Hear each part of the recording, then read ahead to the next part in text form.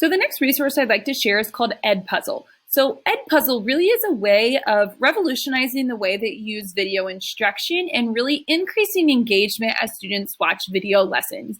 So as I considered this resource, I was considering the audience of 5th grade students, knowing that they really appreciate watching videos and use videos all the time for learning. However, this platform would be great for almost all grade levels K through 12. So this is also in connection with ISTE Standard for Educators 5A and ISTE Standard for Educational Leaders 3D.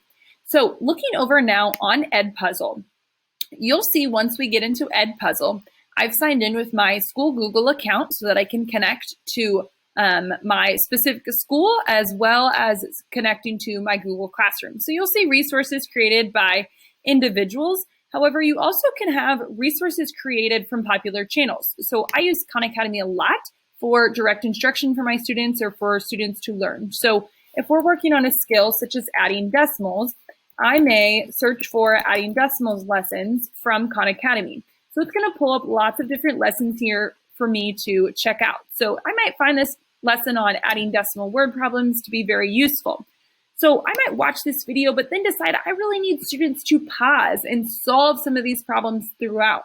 So then I'm going to have the opportunity to actually edit this video. So I'm not going to change the content that's in the video. However, I do have a chance to cut it. So if I need this video to be shorter, if I needed to voice over a specific part, if this was just an animation and I wanted to add in some explanation, or I can add questions. So as I'm going through this lesson, at this specific part, if I find that it would be really helpful for my students to try to solve this problem before the video does the explanation, I could add an open-ended question and have my students have a chance to actually try to solve that problem and then give them a chance to put in their answer and then check it later on throughout the video with another question. So I might have them solve the problem here and enter their answer.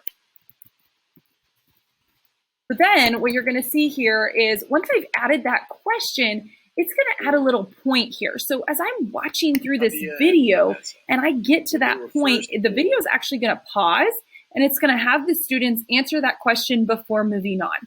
So then as I get ready to finish this, I can ensure that students are not skipping through specific parts of the lesson, and I can make sure that they're going to watch that lesson and then have 5 or 6 times that they're going to stop and really practice whatever the skill is. So this is really great for math, having students have a chance to practice it before just watching. So really edPuzzle is a really cool tool to kind of piece together parts of a video to really concrete some of that understanding.